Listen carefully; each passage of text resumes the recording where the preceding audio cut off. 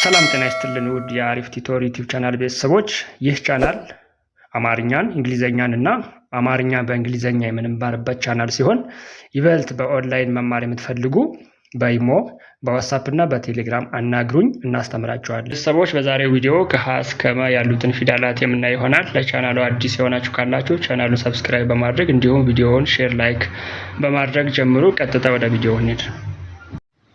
ሀ ሁ ሂ ሃ ሄ ህ ሆ ለ ሉ ሊ ላ ሌ ል ሎ ሀ